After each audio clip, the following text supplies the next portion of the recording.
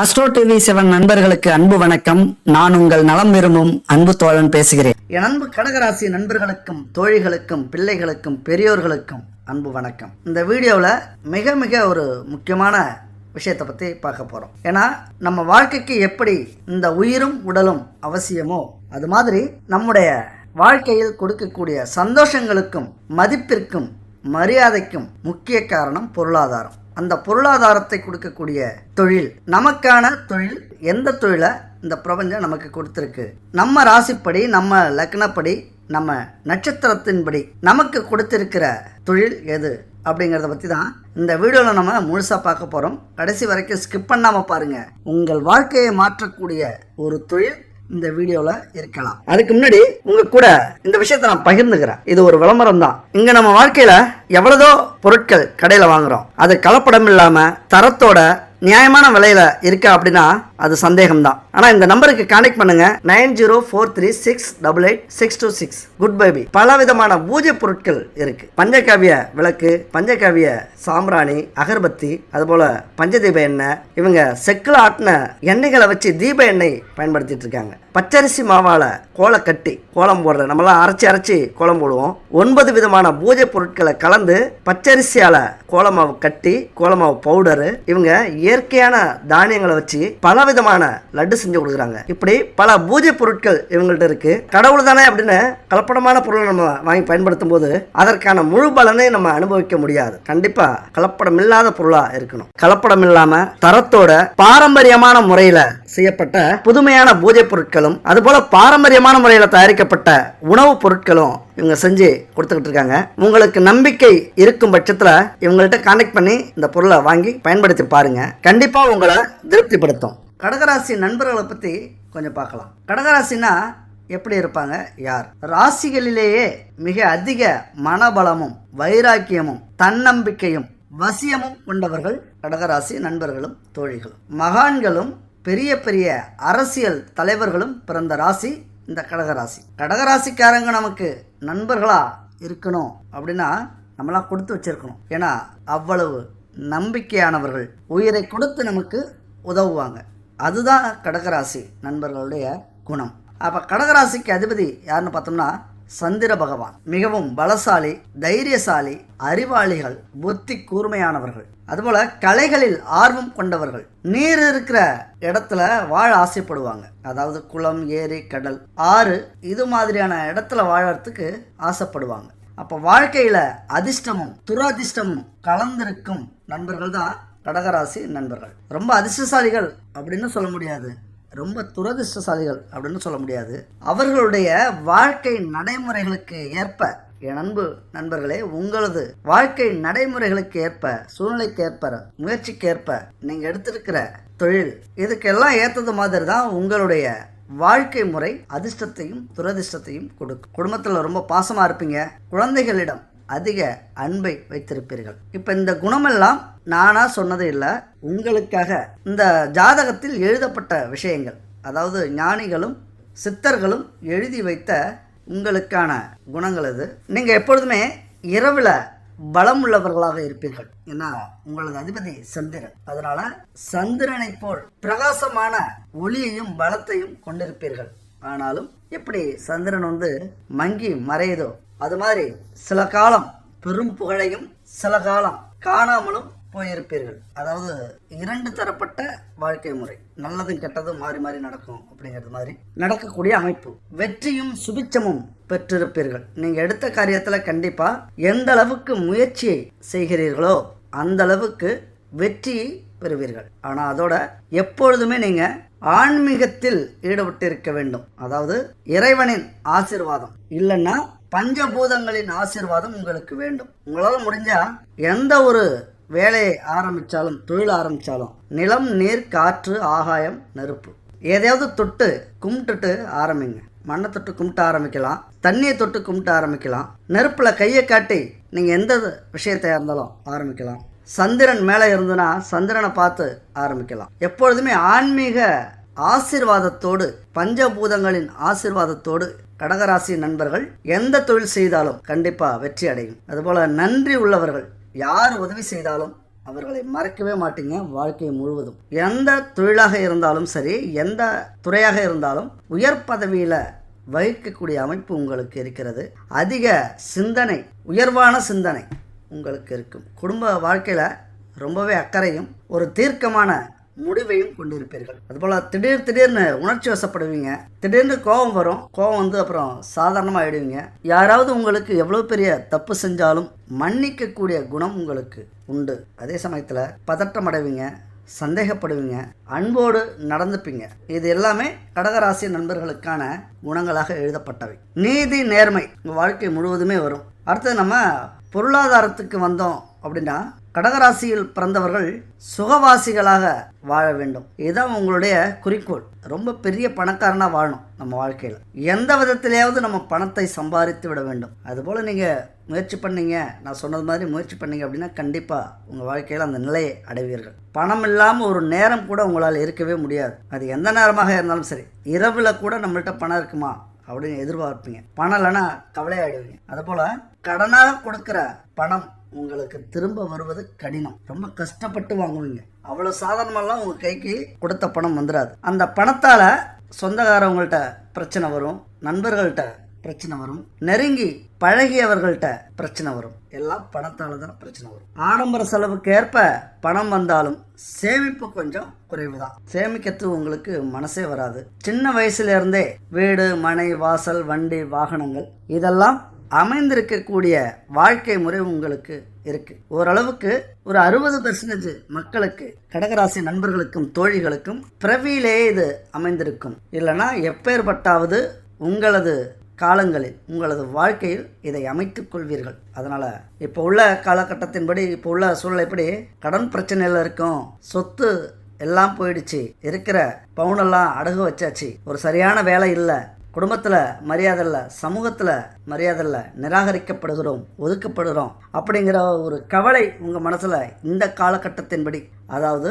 கோச்சார ரீதியின்படி இருந்தாலும் உங்கள் வாழ்க்கையில் கண்டிப்பாக இந்த வீடு, மனை, வாசல், வண்டி, வாகனங்கள் அமையக்கூடிய அமைப்பு கண்டிப்பாக இருக்குது. ஒரு நேரத்தில் நீங்கள் அந்த அமைப்பை பெறுவீர்கள். அடிக்கடி உங்களுக்கு கடன் பிரச்சனை வருது எதனாலன்னு பார்த்தீங்கன்னா, சுபகாரியங்களை நடத்துவீர்கள். உங்கள் குடும்பத்தில் பெண்களுக்கான செலவுகள், சுபகாரிய செலவுகள் அதிகரிக்கும். அது கடனாக உங்களுக்கு மாறும். அதுபோல் பொதுநல காரியங்களுக்கு வாரி வாரி வழங்குவீங்க. யார் நோட்டை தூக்கிட்டு வந்தாலும், நன்கொடை புத்தகத்தை தூக்கிட்டு வந்தாலும் அதில் எழுதாமல் உங்கள் மனசு நவராது. ஏதாவது ஒன்று எழுதிடணும். அது சின்னதாக இருக்கக்கூடாது, நம்மளை பெருசாக நினைக்கணும், பெருமையாக நினைக்கணும் அப்படிங்கிற ஒரு எண்ணங்களோடு எழுதும்போது அது கூட உங்களுக்கு கடனாக வரக்கூடிய வாய்ப்புகள் இருக்குது. அப்போ இந்த சூழ்நிலையெல்லாம் நீங்கள் சமாளிக்கக்கூடிய தொழில் என்ன? இப்போதுள்ள காலகட்டத்தின்படி உங்களுக்கு விருப்பமான தொழிலை நம்ம சொன்ன மாதிரி செய்திருக்க வாய்ப்பு இல்லை. நீங்கள் என்ன தொழில் செய்யலாம் அப்படின்னு பார்த்தீங்கன்னா, உங்கள் வாழ்க்கை வாழும் காலத்தில் வியாபாரம் அல்லது உற்பத்தி பொருட்கள், கவிஞராக, கலைஞராக, எழுத்தாளர்களாக வாழ ஆசைப்படுவீங்க. அதுபோல் அரசியல்வாதிகளாக புகழடைய முடியும். உங்களுக்கு பல வீடு, மாளிகைகள் இருக்கும். இதுதான் கடகராசி நண்பர்களுடைய ஒரு முக்கியமான தொழில். இன்னும் பல தொழில் இருக்குது, நம்ம அடுத்தடுத்தது வருவோம். இதுதான் முக்கியமான தொழில். அப்போ கடகராசி நண்பர்கள் இந்த தொழிலாக செய்கிறீங்களா அப்படின்னு பாருங்கள். கடகராசி நண்பர்கள் பல பேர் வாழ்க்கையில் ஏதோ ஒரு தொழில் செஞ்சுக்கிட்டு இருப்பீங்க. எல்லாருமே ஏதாவது ஒரு தொழில் செஞ்சு நம்ம பிரச்சனையை தீர்க்க முடியுமா அப்படிங்கிற முயற்சியில் தான் நம்ம இருக்கோம். கடுமையான உழைப்பு, கடுமையான கஷ்டங்கள், மன கஷ்டம், கடன் பிரச்சனை இதெல்லாம் தாங்கிக்கிட்டு நாம் கண்ட கனவின்படி வேலை அமையலைனாலும் ஒரு சூழ்நிலைக்காக, வீட்டு பிரச்சனைக்காக, ஒரு கட்டாயத்துக்காக ஏதோ ஒரு வேலை செஞ்சு அது மூலயமா கிடைக்கிற வருமானத்தை நம்ம பிரச்சனைகளை தீர்த்து கொண்டு இருக்கிறோம். ஆனால் அதில் நிம்மதி இருக்கா அப்படின்னா கேள்விக்குறிதான். பிரச்சனைகளை தீர்க்கலாம், ஆனால் அந்த வேலையின் மூலயமா நமக்கு ஒரு நிம்மதி இருக்காது. இதுக்கெல்லாம் காரணம் என்ன? எவ்வளவு உழைச்சாலும் ஒரு நிம்மதி இல்லை. நம்ம வாழ்க்கையில் பெரிய அச்சீவ்மெண்ட் பண்ண முடியல, கோடீஸ்வரனாக மாற முடியல, பணக்காரனாக மாற முடியல, நம்ம நினச்சதை செய்ய முடியல, பல தடைகள். இதுக்கெல்லாம் காரணம் என்ன அப்படின்னு பார்த்தீங்கன்னா, உங்களுக்கு சொல்லி புரிய வேண்டியதில்லை. நமக்கான தொழிலை, இந்த பிரபஞ்சம் நமக்கு கொடுத்த தொழிலை அல்லது நம்ம வேலையை தேர்ந்தெடுக்கிறத விட நம்மளை தேர்ந்தெடுத்த வேலையை நாம் எடுக்காதது தான் காரணம். புரிஞ்சுதுங்களா? என்ன சொல்ல வரோம் அப்படின்னா, நமக்கு என்ன திறமை வரும், இந்த பிரபஞ்சம் நமக்கு என்ன வேலை கொடுத்துருக்கு, நம்மளை வாழ்க்கையில் கோடீஸ்வரனாக்கக்கூடிய வேலை என்ன, நம்ம ராசிக்கான, நட்சத்திரத்துக்கான, லக்னத்துக்கான, நம்ம வீட்டு அதிபதியான, இப்போ உங்களுக்கு சந்திரன், அதற்கேற்ற வேலை என்ன அப்படின்னு நம்ம தேர்ந்தெடுக்கல அப்படிங்கிறது தான் அர்த்தம். புரிஞ்சுதுங்களா? கண்டிப்பாக உங்களுக்கு இந்த விஷயம் புரியும் அப்படின்னு நினைக்கிறேன். அதனால் என்ன சொல்ல வரோம் அப்படின்னா, உங்கள் ராசிக்கான தொழிலை நீங்கள் தேர்ந்தெடுக்கிறீர்கள் அப்படின்னா கண்டிப்பாக உங்கள் வாழ்க்கையில் வெற்றி பெறலாம். ஒருவேளை கட்டாயத்துக்காக செஞ்சுக்கிட்டு இருந்தாலும் ஏதோ ஒரு வேலையை, உங்கள் ராசிக்கான வேலையை, உங்கள் நட்சத்திரத்துக்கான வேலையை, உங்கள் லக்கணத்துக்கான வேலையை நீங்கள் அடுத்த கட்ட முயற்சி பண்ணுங்கள். மிகப்பெரிய வெற்றியை அடையலாம். அதில் ஒரு நிம்மதி இருக்கும், அதில் ஒரு சந்தோஷம் இருக்கும். நம்ம எப்படி தெரிஞ்சுக்கிறது அப்படின்னா, லக்கணத்திற்கு 10ஆம் இடம் தொழில் ஸ்தானம். அந்த 10ஆம் இடம் வலிமை பெற்றதாக இருக்குதா, அந்த 10ஆம் இடத்துக்கான தொழில் என்ன தொழில் நம்ம செய்யணும் அப்படிங்கிற விதி இருக்குது, அந்த 10ஆம் இடத்துல இருக்கிற கிரகத்தின் வலிமை என்ன, காரகங்கள் என்ன, முக்கியமா என்ன தொழில் செய்ய சொல்லுது, 10ஆம் இடத்தின் அதிபதி யார், இது ரொம்ப முக்கியங்க.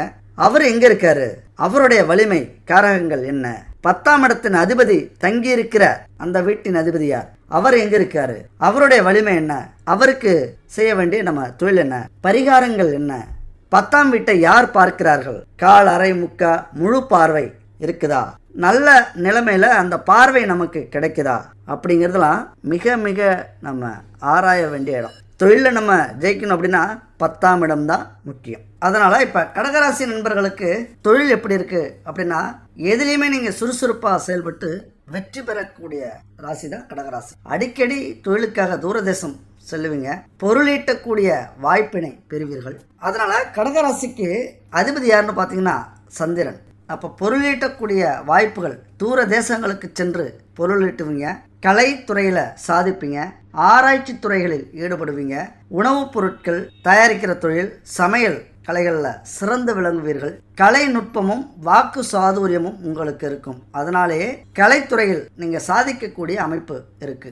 சங்கீதமும் நல்ல குரல் அமைப்பும் உங்களுக்கு இருக்கும். அதனால நீங்க கலைத்துறையில சாதிக்கலாம். ஓவியம் தீட்டுதல் இதெல்லாம் முக்கியமான தொழில்.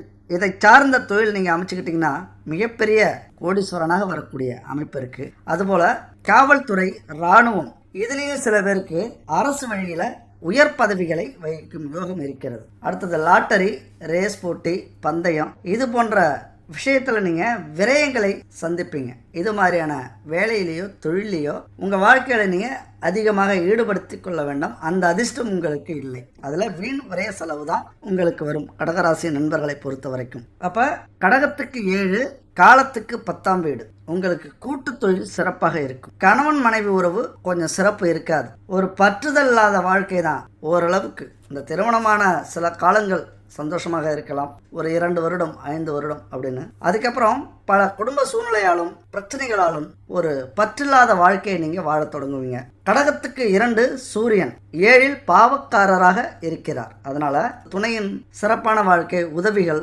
உங்களுக்கு கிடைக்கிறது கஷ்டமா இருக்கும் உங்கள் வாழ்க்கை முழுவதும். அதாவது எப்பொழுதுமே உங்களது துணையால உங்களது தொழிலுக்கு பெரிய உதவி செய்ய முடியாது. ஏதோ இருக்கலாம், நமக்குன்னு ஒரு துணை இருக்கு அப்படிங்கிறது மாதிரி தான் உங்கள் வாழ்க்கை போகுமே தவிர, கடகராசி நண்பர்களுக்கும் தோழிகளுக்கும் உங்கள் கணவனாலோ உங்கள் மனைவியாலோ எந்த ஒரு பயனையும் நீங்க எதிர்பார்க்க முடியாது தொழிலில். அதுபோல கடகத்துக்கு 7 திருவோணம் நட்சத்திரம் வருகிறது. உடலில் எதிர்ப்பு சக்தி கொஞ்சம் குறைவா இருக்கும். அதனால கிட்னி, கருப்பு பையில பிரச்சனை, அடிவயிற்று பிரச்சனை ஏற்பட வாய்ப்பு இருக்கு. அவிட்டம் நட்சத்திரமாக இருப்பவர்களுக்கு மூர்க்கத்தனமான துணை கிடைக்கும். கொஞ்சம் கோபமுடைய, நீங்க எது சொன்னாலும் எதிர்த்து பேசக்கூடிய துணை கணவன் மனைவி அமைவார்கள். அதுபோல மூலம் நட்சத்திர நண்பர்களுக்கு சங்கடங்கள், அவமானங்கள் ஏற்படும். துணைகளால், கணவன் மனைவியால கொஞ்சம் சங்கடங்களை நீங்க சந்திப்பீங்க. இல்லைன்னா பரவாயில்ல, சந்தோஷம். அதாவது இப்ப நான் சொல்ற விஷயம் ஜனன ஜாதகத்தின் அடிப்படையில் நம்ம சொல்றோம். இது இருக்கலாம், இல்லாமலும் இருக்கலாம். அது ஒவ்வொருவருடைய சூழ்நிலையை ஏற்றது மாதிரியான விஷயங்கள் இது. அதனால இதை பெருசா எடுத்துக்க வேண்டாம். காலத்துக்கு 10இல் செவ்வாய் உச்சம். கடகத்துக்கு 3ஆம் வீடு, காலத்துக்கு 5, 10 குடையவர். அதனால உயர்ந்த பதவியில நீங்க இருக்கணும். எந்த ஒரு வேலையாக இருந்தாலும் தொழிலாக இருந்தாலும் மிகப்பெரிய இடத்துக்கு உங்களது இளமை காலம் கடந்து ஒரு 40 வயதுல மிகப்பெரிய உயர்ந்த பதவியில் நீங்க இருக்கணும். 40லிருந்து 50 வயதிற்குள். அதுபோல சனி வீட்டில் சந்திரன். அதனால திரவம் சம்பந்தப்பட்ட துறைகளில் அமோகமா நீங்க வெற்றி அடையலாம், நல்ல லாபம் கிடைக்கும். செவ்வாய் சனி சம்பந்தப்பட்ட உலோக வியாபாரம் உங்களுக்கு நல்ல அமைப்பை, லாபத்தை கொடுக்கும். சிவில் கட்டிடக்கலை சார்ந்த தொழில் வல்லுநர்களாக நீங்க பெரிய இன்ஜினியரா கன்ஸ்ட்ரக்ஷன் நிறுவனம் ஆரம்பிச்சிங்கன்னா கடகராசி நண்பர்களும் தோழிகளும் பெரிய நிறுவனமாக வரக்கூடிய அமைப்பு இருக்கு. எப்படி பார்த்தாலும் உங்களுக்கு இன்னும் சிறந்த அமைப்பு என்ன, தொழில் இன்னும் எது எங்களுக்கு சிறந்தது அப்படி கேட்டிங்கன்னா, அரசு, அரசியல், சங்கம், நிர்வாகம், இந்த விஷயத்தில் நீங்கள் உயர் பதவியை வகிக்கலாம். ஏதாவது ஒரு சங்கம் அல்லது ஏதாவது ஒரு நிர்வாகம், ஏதோ ஒரு அரசியலில், அரசு துறையில் பெரிய பெரிய பதவிகளில் இருக்கலாம். நல்ல வருமானத்தை பெறுவீர்கள். கப்பல் வேலை, கடல் பொருட்கள் மூலமாக கிடைக்கக்கூடிய வருமானங்கள், விவசாய பொருட்கள், இதெல்லாம் கடகத்தின் தொழில் அமைப்புல வருகிறது. அதுபோல நீர்நிலை, ஆறு, குளம், குளியலறை, வயல் சார்ந்த இடம், முத்து, சங்கு, திரவப் பொருட்கள், ஏற்றுமதி, இறக்குமதி, வேளாண்மை தொழில், மருத்துவம், போக்குவரத்து துறை, கல்வித்துறை, கலைத்துறை, பால் விற்பனை, அதுபோல தெய்வஸ்தலம், இளஞ்சிவப்பு நிறங்கள், இதெல்லாம் கடக லக்னத்துக்கான விஷயங்கள். இந்த பொருட்கள் நீங்கள் விற்கலாம், அல்லது இந்த மாதிரியான ஏற்றுமதி இறக்குமதி இந்த விஷயத்தில் இருக்கலாம், போக்குவரத்து துறையில் இருக்கலாம், கல்வித்துறை, கலைத்துறையில் இருக்கலாம், பால் விற்பனை செய்யலாம், தெய்வஸ்தலத்தில் அதாவது கோவில் குளத்தில் ஏதாவது ஒரு பெரிய தொழில் செஞ்சுட்டு இருக்கலாம். ஒரு யோகமான கலர் என்னன்னு பார்த்தீங்கன்னா இளஞ்சிவப்பு நிறம். ஏதாவது நீங்கள் ட்ரெஸ் போட்டாலும் சரி, அல்லது தொழில் சார்ந்த இந்த இப்போல்லாம் தீம் உருவாக்குவாங்க தொழிலில், ஏதாவது ஒரு நிறுவனம் ஆரம்பிக்கும் போது ஒரு தீம் உருவாக்குவாங்க, அதை இளஞ்சிவப்பு நிறத்தில் உருவாக்குங்க. உங்கள் தொழில் அமோகமாக இருக்கும். கடகத்துக்கு 7ஆம் வீடு, காலத்துக்கு 10ஆம் வீடு. அப்போ கூட்டு தொழில் உங்களுக்கு சிறப்பாக இருக்கும். நம்ம முன்னாடி சொன்ன மாதிரி இதனால கணவன் மனைவி உறவு சிறப்பாக இல்லை, ஒரு பற்றுதல் இல்லாத வாழ்க்கை தான் உங்களுக்கு இருக்கும். கடகத்துக்கு 2, சூரியன் 7 பாவக்காரகர். அதனால மனைவி கணவன் மிக சிறப்பான இடமாக இல்லை, அதை நீங்க புரிஞ்சுக்குங்க. அடுத்தது மேஷம், காலத்துக்கு 1 வீடு, கடகத்துக்கு தொழிலாகும். அப்ப இந்த சூரியன் உச்சம் பெறதுனால அரசு சார்ந்த, அரசுக்கு நிகரான உயர்நிலைகளை, உயர் பதவிகளை நீங்கள் பெறுவீர்கள். மருத்துவத்துறையில பெயரும் புகழும் கிடைக்கும். ரசாயன துறையில புகழ் மதிப்பு இருக்கும். சூரியன் கேது இணைஞ்சிருக்கு, அதனால மருத்துவம் உங்களுக்கு சிறப்பாக இருக்கும். மருத்துவத்துறையில நீங்க சாதிக்கலாம். சூரியன் சுக்கிரன் இணைஞ்சிருக்கு, மருத்துவத்துறை சார்ந்த பொருட்கள் தயாரிக்கலாம். மிஷினரி, இது மாதிரியான விஷயங்கள், உபகரணங்கள் இதெல்லாம் தயாரிக்கலாம். ஆட்டோமொபைல் தொழில் உங்களுக்கு சிறப்பாக இருக்கும். சாலை வாகன உதிரி பாகங்கள், அதுபோல் கண்ணாடி பொருட்கள் உற்பத்தி, தீயணைப்பு துறையில் வேலை செய்யலாம். அப்புறம் எலக்ட்ரானிக் துறையில் சாதிக்கலாம். அடுத்து பார்த்தோம்னா செவ்வாய் வீட்டில் சனி பகவான், கேது இணைஞ்சிருக்கார். அப்போ கேன்சர் பற்றிய மருத்துவ ஆய்வு உங்களுக்கு சிறப்பாக இருக்கும். நீங்கள் அதில் நிபுணராக இருப்பீங்க. சனி சுக்கிரன், பழைய துணி வியாபாரம் செய்யலாம், பழைய பொருட்களை நீங்கள் வாங்கி விற்பனை செய்யலாம், இரும்பு வியாபாரம் செய்யலாம், அதுபோல் எண்ணெய், பிளாஸ்டிக் போன்ற துறைகளில் நீங்கள் சாதிக்கலாம். அப்போ நான் முன்பே சொன்னது மாதிரி எப்பொழுதுமே எந்த தொழில் நீங்கள் செஞ்சாலும் ஆன்மீக அருள் இல்லாமல் தயவு செஞ்சு கடகராசி நண்பர்களும் தோழிகளும் செய்யாதீங்க. ஏன்னா இந்த பிரபஞ்சம் அப்படிங்கிறது ஒன்று இருக்குது. நாம் எப்படிலாம் வாழணும், எப்படிலாம் வாழ்வோம், நமக்கு எந்தெந்த கஷ்டங்கள் வரும், நல்லது நடக்கும், கெட்டது நடக்கும், அப்படிலாம் ஏற்கனவே இந்த பிரபஞ்சத்தால் எழுதப்பட்டு விட்டது ஜாதகமாக.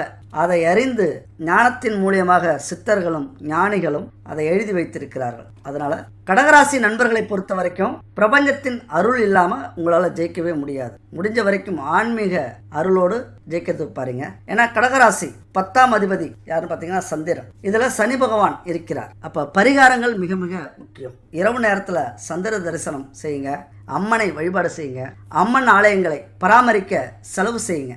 இந்த பஞ்சதீப எண்ணெயை வாங்கி தானமாக கொடுங்கள் கோவிலுக்கு. அம்மன் பக்தர்களை அனுசரியுங்கள். சோமவார விரதம் இருங்கள்.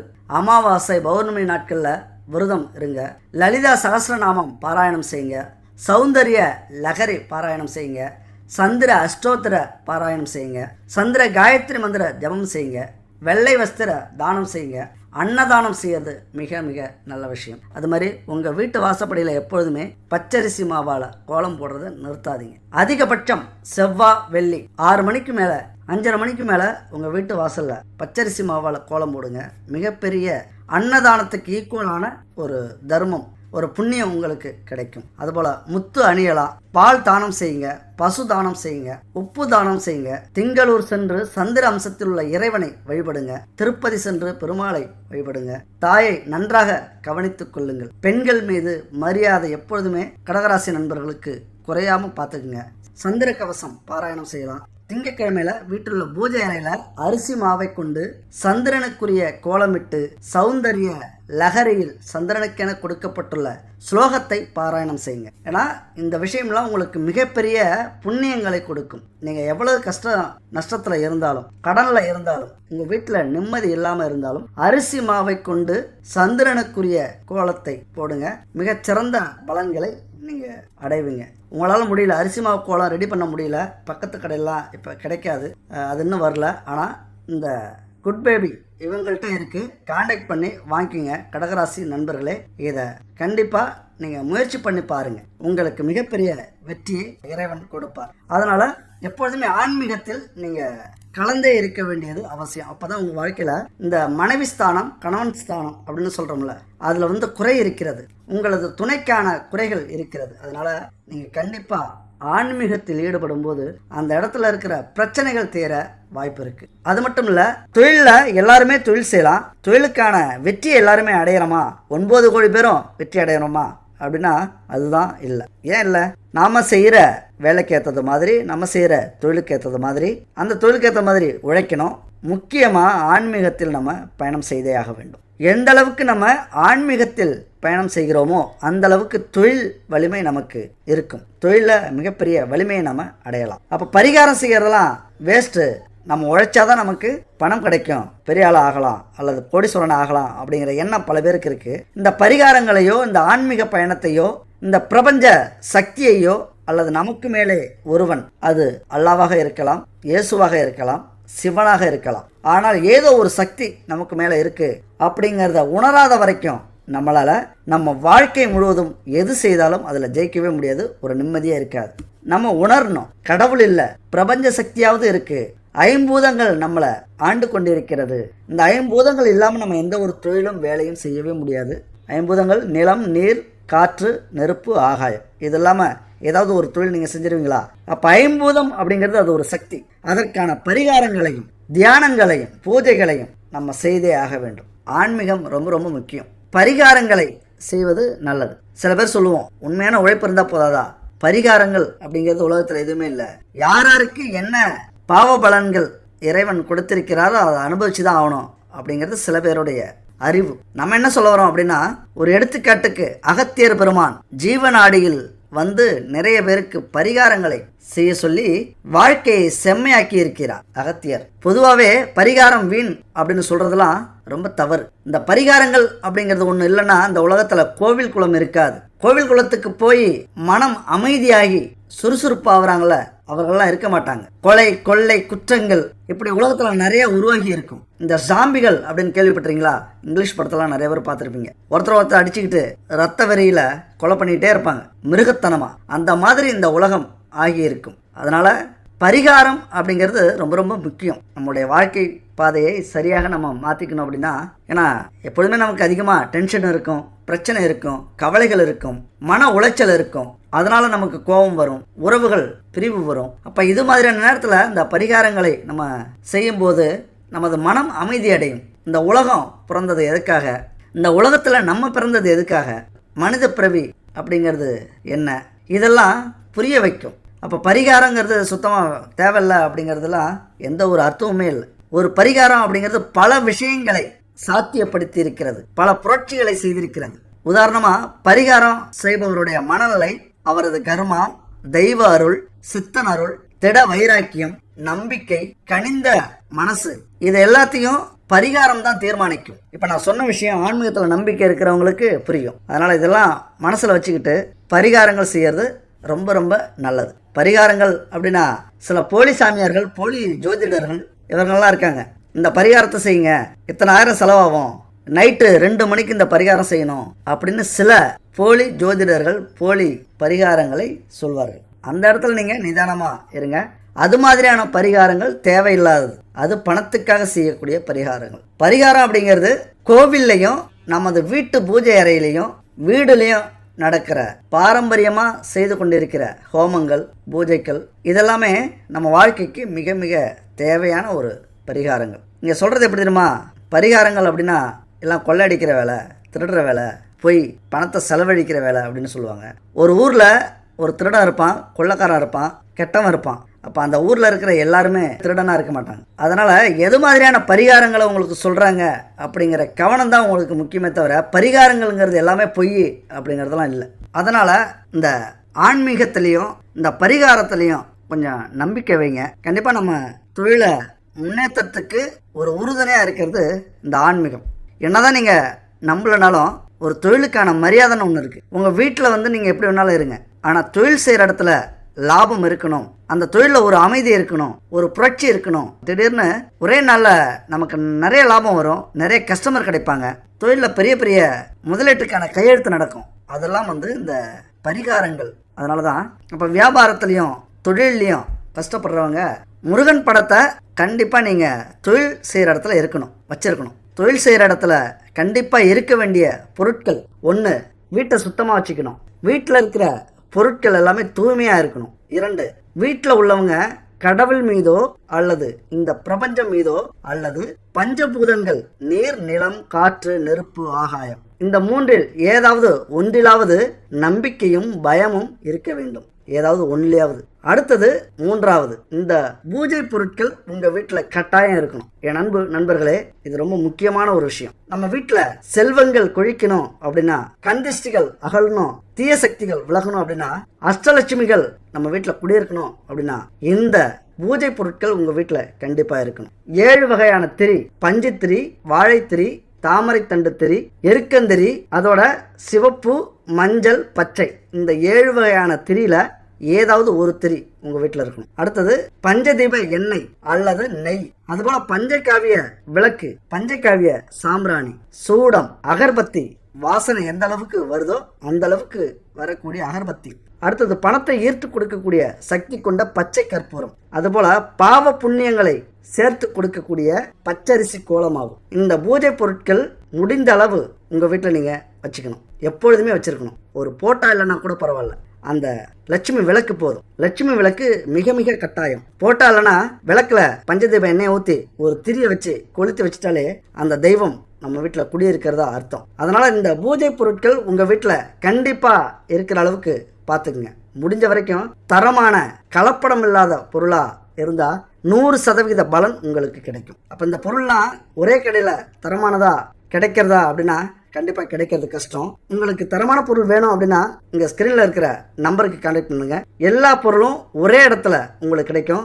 தரமானதா கலப்படம் இல்லாத பொருளா உங்களுக்கு கிடைக்கும். அப்ப நம்ம வாழ்க்கையில உணவு மாதிரி இந்த பொருளும் மிக மிக முக்கியமானது. அப்ப கட்டாயம் நம்ம வீட்டில் இருக்கக்கூடிய ஒரு பொருள் இது. அந்த மாதிரி பூஜை செய்யறோம்ல, அந்த நேரத்தில் இந்த மந்திரத்தை நீங்க சொல்றது ரொம்ப ரொம்ப முக்கியமான ஒரு விஷயம். தொழில் இடத்துல இருக்கும்போது இந்த மந்திரத்தை சொல்லிட்டு வரோம் அப்படின்னா தொழில் சிறப்பாக நடக்கிறதுக்கான வாய்ப்புகள் இருக்கும். காலையில நம்ம தொழில் அலுவலகத்தை திறந்த உடனே சூடம் ஏற்றி, சாம்பிராணி ஏற்றி, பத்திலாம் ஏற்றி வச்சுட்டு இந்த மந்திரத்தை சொல்லுங்க. என்ன மந்திரம்னு அடுத்து சொல்றேன். மந்திரத்தை சொல்லிட்டு நீரை கடையில தெளிச்சு விடுங்க. அதுபோல மாலை 6 மணியிலிருந்து 6:45க்குள் இந்த மந்திரம் ஜபிக்கணும். ஜபிச்சுட்டு இந்த நீரை கடை, மிஷின் வச்சுருந்தீங்கன்னா அங்கே, கம்ப்யூட்டர் இருக்கிற இடம், இதெல்லாம் தெளிச்சிட்டு வரணும். அப்போ தான் லட்சுமி கடாட்சம் நமக்கு உருவாகும். இப்போ நம்ம தெளிக்க முடியல அப்படின்னா நம்மள்கிட்ட வேலை செய்கிற பெண்கள் யாரோ இருக்காங்க அப்படின்னா அவங்கள தெளிக்க சொல்லுங்கள். நீங்கள் இருந்தீங்க அப்படின்னா கண்டிப்பாக அந்த விஷயத்த செஞ்சுட்டு வாங்க.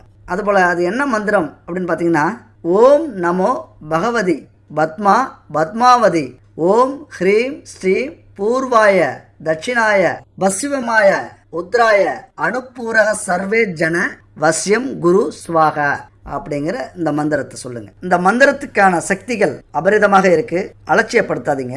கண்டிப்பா உங்க வாழ்க்கையில தொழில் மூலியமா ஜெயிக்கணும் அப்படின்னா அந்த மந்திரத்தை நீங்க பயன்படுத்துங்க. சிவாலயங்கள்ல அமைஞ்சிருக்கிற நவக்கிரக சன்னதிக்கு சென்று சந்திரனுக்கு அர்ச்சனை செய்து வாருங்கள். அடுத்தது இந்த மந்திரத்தை கண்டிப்பா சொல்றதுக்கு முயற்சி பண்ணுங்க. ஓம் பத்மத் அஜாய வித்மகே ஹேம ரூபாய தீமகி தன்னோ சோம பிரசோதயா, இந்த மந்திரத்தை சொல்லலாம். அதே போல ஓம் நிசாகராய வித்மகே சுதா ஹஸ்தாய தீமகி தன்னோ சந்திர பிரசோதயா அப்படிங்கிற சந்திரனுக்குரிய இந்த மந்திரத்தையும் சொல்லுங்க. அதுபோல கடக லக்னத்திற்கு உரியவராக சந்திரன் இருக்கிறார். அப்ப கடகத்திற்கு 10ஆம் இடம் மேஷம், 11ஆம் இடம் ரிஷபம். மேஷத்தை சொந்த வீடாக கொண்டிருப்பவர் செவ்வாய், ரிஷபத்தை சொந்த வீடாக கொண்டிருப்பவர் சுக்கிரன். அப்ப இந்த 3 பேருக்குடைய தொழிலை பார்த்தோம்னா தண்ணீர் சம்பந்தப்பட்ட எந்த தொழிலாக இருந்தாலும் சரி உங்களுக்கு அது நல்லபடியாக நடக்கும். கப்பல் போக்குவரத்து துறையில் நல்ல வேலை வாய்ப்பு அமையும், உயர் பதவிகள் கிடைக்கும். மீன்பிடி தொழில் ஏற்றமாக இருக்கும். உப்பு வியாபாரம் செய்யலாம். இராணுவத்தில்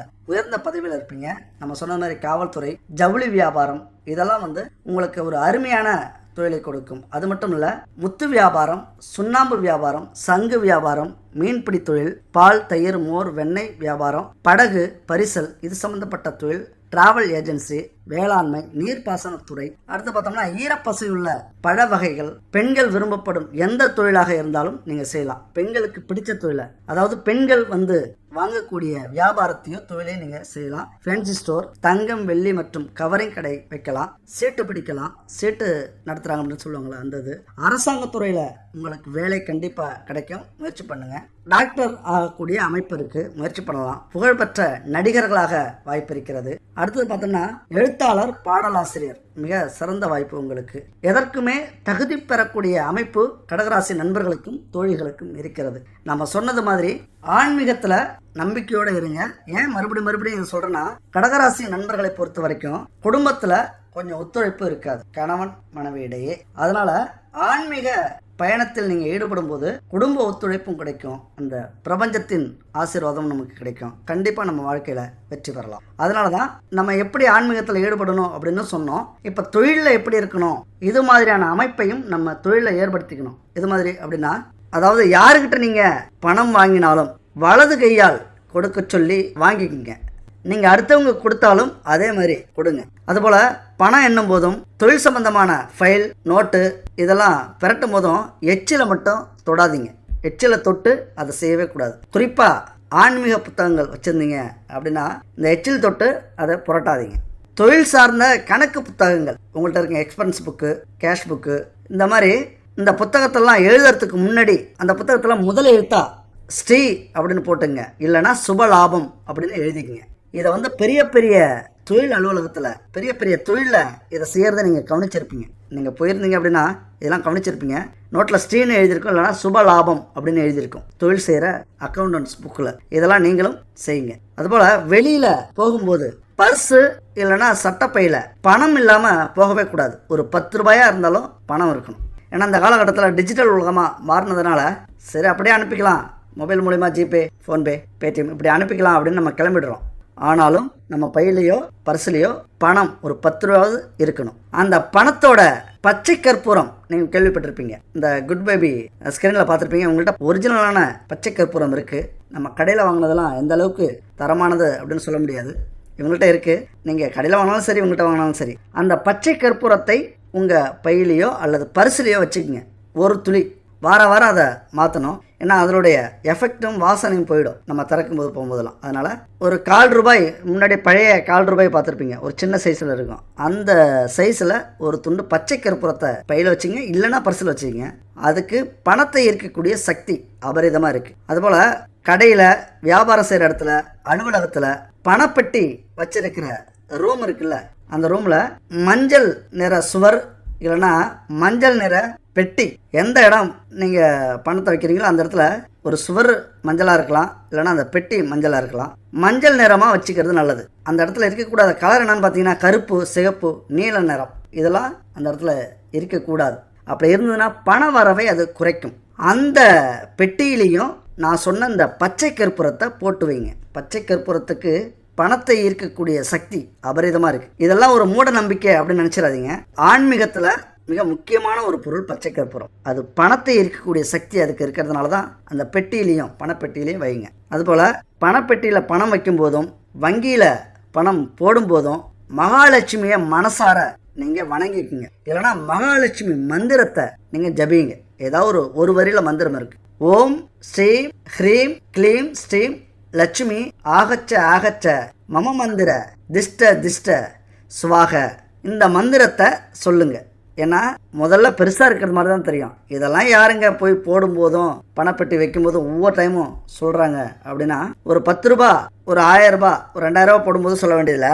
இதே 5000, 10000, 50000, 1 லட்சம் அப்படின்னு பணப்பெட்டியில் வைக்கும் போதும், பணப்பெட்டியில் போடும் போதும், எடுக்கும் போதும் இந்த மந்திரத்தை நீங்கள் கண்டிப்பாக சொன்னீங்க அப்படின்னா அந்த லட்சுமி திரும்ப கிடைப்பா. திரும்ப வர்றதுக்கு ஆசைப்படும். அந்த லட்சுமி, பணம்னாலே லட்சுமி தானே, அதனால் அது நம்மக்கிட்ட வர்றதுக்கே ஆசைப்படும். அதனால தான் அந்த மந்திரத்தை சொல்கிறது. அதுபோல் இதே மந்திரத்தை சொல்லி நம்ம அலுவலகத்தில் சூடம் ஏற்றும் போதும், தீபம் ஏற்றும் போதும், ஊதுபத்தி, சாம்பிராணி இதெல்லாம் ஏற்றும் போதும் இந்த மந்திரத்தை சொல்லுங்கள். பணப்பெட்டிக்கு தினமும் ஊதுபத்தி, சாம்பிராணி, தூபம் காண்பீங்க. அதனால தான் இந்த வீட்டுக்கு வீடு எல்லாரும் கொண்டு போய் காமிப்போம். பணப்பெட்டியில் காமிக்கிறது ரொம்ப ரொம்ப முக்கியம். அப்போ இந்த மந்திரத்தை சொல்லுங்கள். ஓம் ஸ்ரீம் ஹ்ரீம் க்ளீம் ஸ்ரீம் லக்ஷ்மி ஆகச்ச ஆகச்ச மம மந்திர திஷ்ட திஷ்ட ஸ்வாக அப்படிங்கிற மந்திரத்தை சொல்லுங்க, மனப்பாடம் செஞ்சுக்கிங்க. தொழில் செய்கிறவங்களுக்கு மிக முக்கியமான மந்திரம் இந்த மந்திரம். அது மாதிரி வெள்ளிக்கிழமை மாலை 5:30 மணி முதல் 7 மணிக்குள்ளார ஒரு சொம்பில் கொஞ்சம் தண்ணீர் வச்சுக்கிட்டு அதில் கொஞ்சம் மஞ்சள் போட்டு வடக்கு முகமாக நோக்கி அமர்ந்து கொண்டு இப்போ நான் சொன்ன மந்திரம் சொல்லுங்க. இந்த மந்திரத்தை சொல்லிட்டு அந்த நீரை கல்லா, பணப்பெட்டி, கடை, அலுவலகம், இந்த வாசலில் இதெல்லாம் கொஞ்சம் தெளித்து விடுங்க. மிக அற்புதமான சக்தியை கொண்டது. இது பணத்தை ஈர்க்கக்கூடிய சக்தி மட்டும் இல்லை. இந்த மந்திரத்துக்கு கந்திஷ்டி, கெட்ட சக்திகள், போட்டி, பொறாமைகள் நம்ம அலுவலகத்தில் இருந்ததுன்னா கண்டிப்பாக இது போயிடும். அதுபோல் நம்ம ஆஃபீஸில் மிக மிக முக்கியமான பொருட்கள்லாம் இருக்கணும். நான் சொன்ன இந்த ஆன்மீக பொருட்கள் மிக முக்கியம். இந்த பொருள் இருக்கணும். தரமான பொருள் வேணும்னா நம்ம சொன்ன அந்த குட் பேபி அவங்கள்ட்ட வாங்கிக்கோங்க. அதனால் மேஷராசி நண்பர்களுக்கு நம்ம என்ன தொழில் செஞ்சோமோ அதில் முயற்சி பண்ணுங்க.